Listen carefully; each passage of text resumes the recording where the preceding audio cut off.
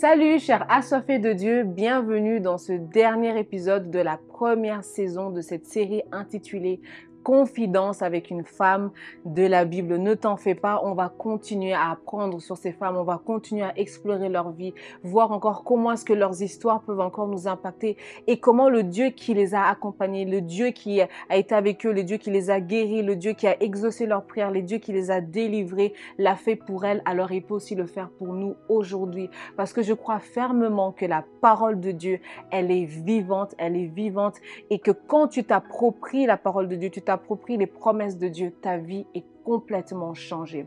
Alors, si tu n'es pas encore abonné à ma chaîne YouTube, j'aimerais t'inviter à t'abonner, à activer la cloche des notifications pour ne rien manquer parce que les saisons qui vont venir, on va étudier des femmes. J'ai vu des commentaires, il y a des gens qui m'ont demandé qu'on étudie Ève, il y en a qui ont demandé qu'on étudie Ruth, qu'on étudie Naomi. J'ai vu aussi, on m'a demandé Abigail. Donc, il y a tellement de femmes à étudier que je ne pouvais pas juste m'arrêter à étudier 4 femmes. Donc, on va continuer comme ça. Et j'espère vraiment que tu seras béni, j'espère vraiment que tu seras édifié et surtout qu'après avoir regardé chaque épisode, tu iras toi-même lire la parole de Dieu pour voir ce que je dis, pour comprendre au travers de ce que je t'ai dit et d'avoir peut-être, pourquoi pas, une nouvelle perspective sur ces femmes que tu as toujours entendues ou même d'autres que tu vas découvrir. Alors c'est parti pour notre dernière invitée de cette série Confidence avec une femme de la Bible.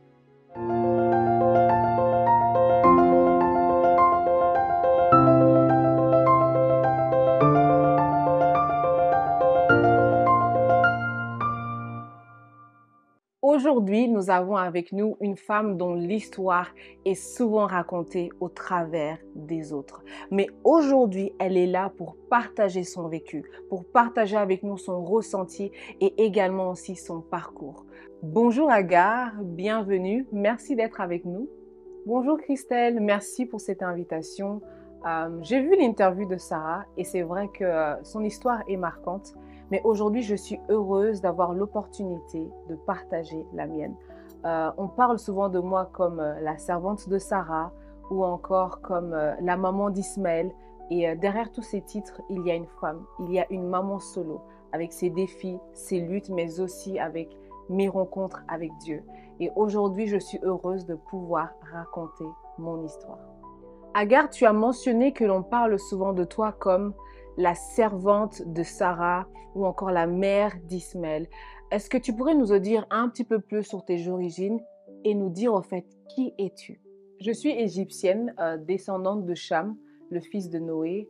Je me décrirais comme une femme résiliente, serviable, loyale et malgré mon parcours et mon statut, je suis une femme avec des rêves, des sentiments et des aspirations.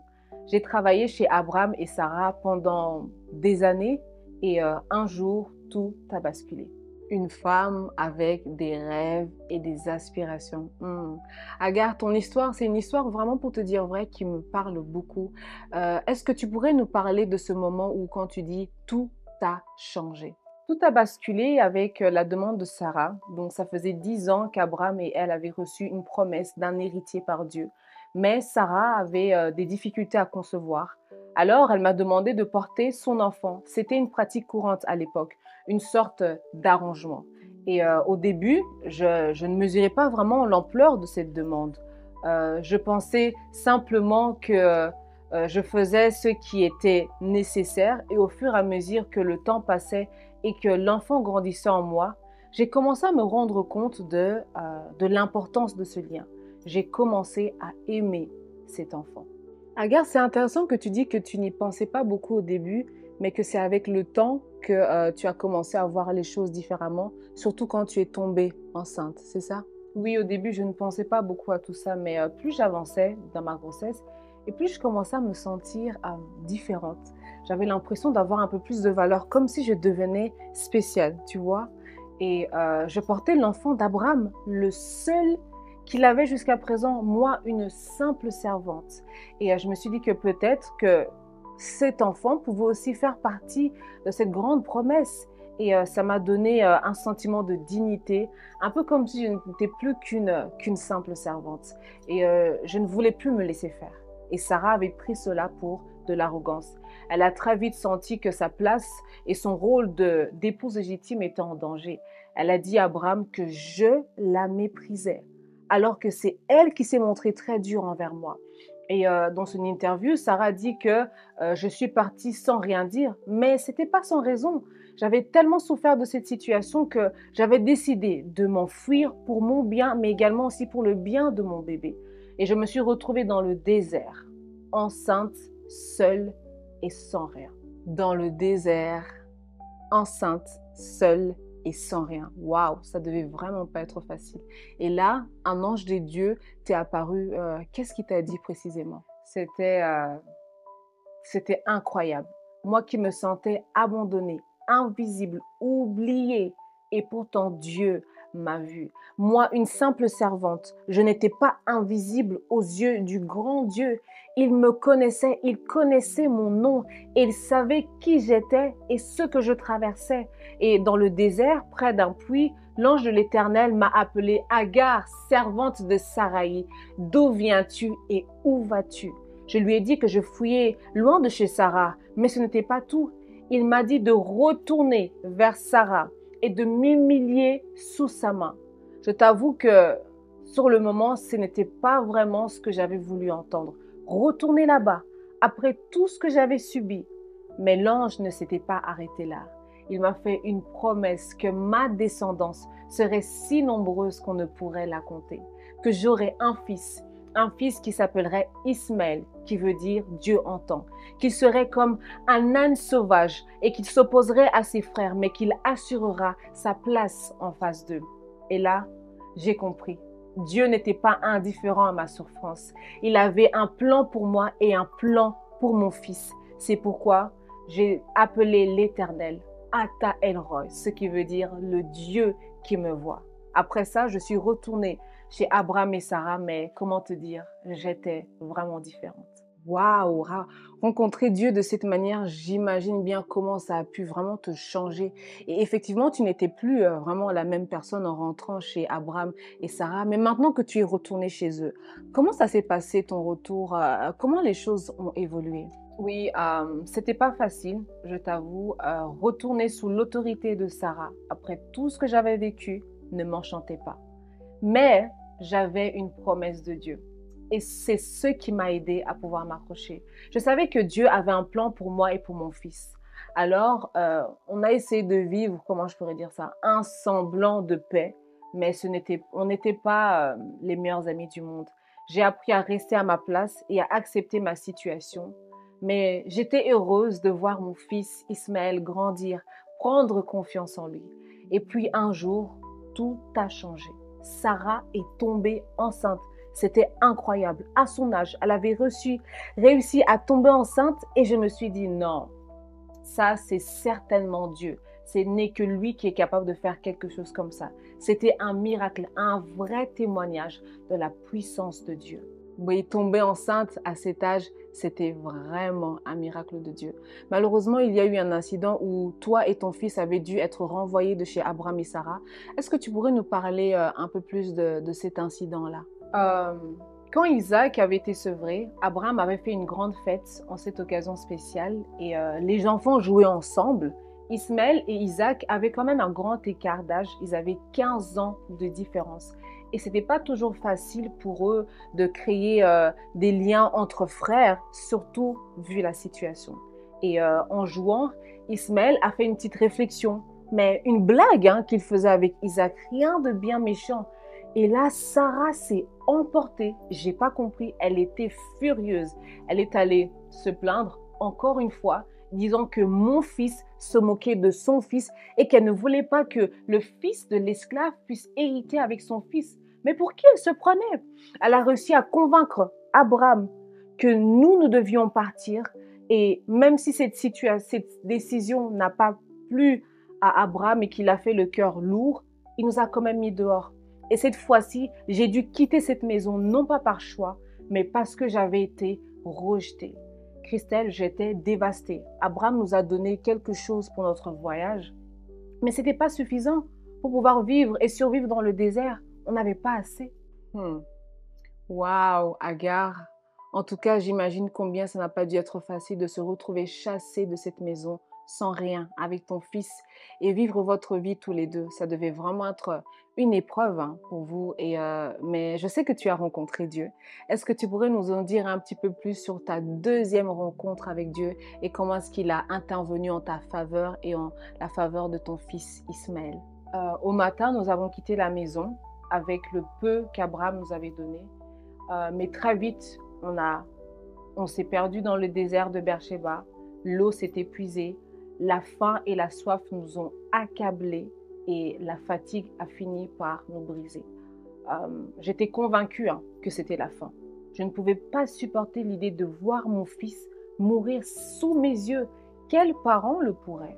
Alors, le cœur serré, je me suis éloignée pour ne pas assister à l'inévitable. Et là, dans mon désespoir, l'ange de l'Éternel m'est encore apparu. Il m'a dit, « Agar, qu'as-tu?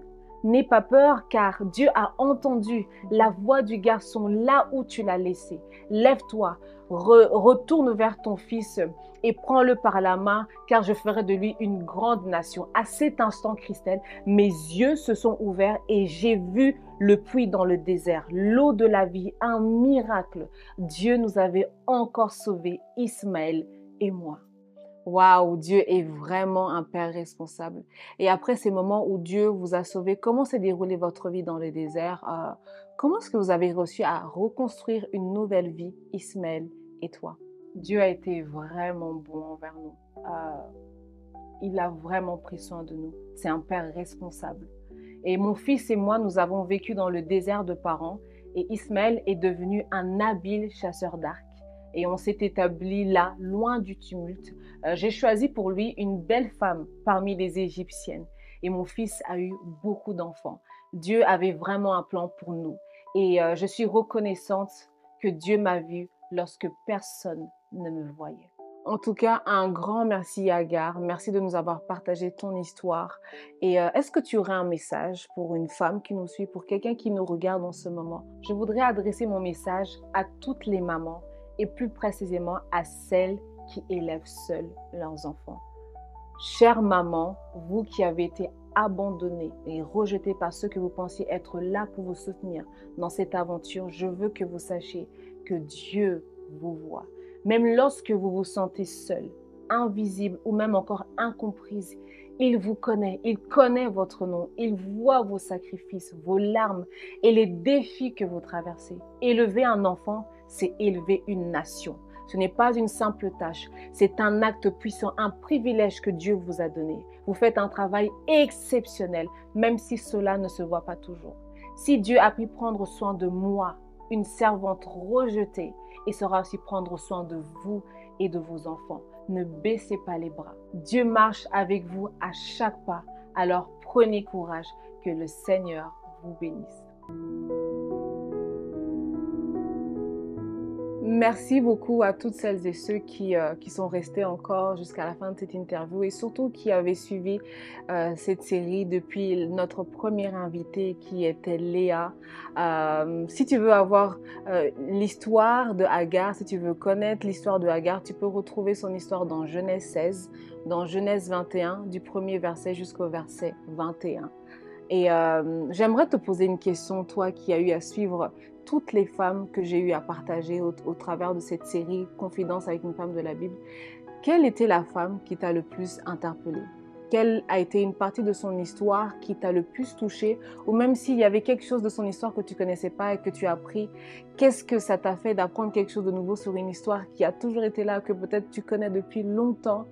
J'aimerais vraiment avoir tes retours parce que vraiment, comme j'avais dit dans la précédente vidéo, tous vos commentaires sont lus avec attention, avec beaucoup d'amour et vraiment, je prie pour vous. Ma prière est que, comme je le dis, qu'on devienne assoiffé de Dieu, que ce ne soit pas juste un slogan, que ce ne soit pas juste quelque chose qu'on dise pour se donner un genre, devenir assoiffé de Dieu, mais que ce soit une réalité dans notre vie de tous les jours. Et un des moyens pour devenir assoiffé de Dieu, c'est au travers de sa parole. C'est le but vraiment essentiel, le but principal de cette série. C'est que tu voies ces histoires d'une manière différente, que tu dises, waouh, ces personnes sont vraiment des personnes réelles, elles ont vécu et Dieu a agi au travers d'elles pour que toi aussi, tu puisses aussi lire la parole de Dieu avec joie, lire la parole de Dieu avec passion. Je prie que toi qui me suis, qui avais peut-être perdu l'envie envie de lire la parole de Dieu, qu'au travers de cette série, que tu retrouves la joie, la passion, l'amour, et même que tu sois impatient de lire la parole de Dieu, que tu aies des rendez-vous avec Dieu, et que dans ces rendez-vous, que quand tu lises la parole de Dieu, que tu sois transformé, que Dieu te révèle sa nature, qu'il te révèle qui tu es. Ça, c'est ma grande prière pour toi qui me suis aujourd'hui. Alors aujourd'hui, c'était notre dernier épisode, mais ne t'en fais pas, nous ferons une saison 2 très bientôt. Juste reste connecté. Si tu n'es pas abonné, abonne-toi à ma chaîne YouTube parce que vraiment, on va continuer ensemble à grandir, on va continuer ensemble à devenir pleinement des assoiffés de Dieu. Alors à très bientôt, que Dieu te garde. Bye bye.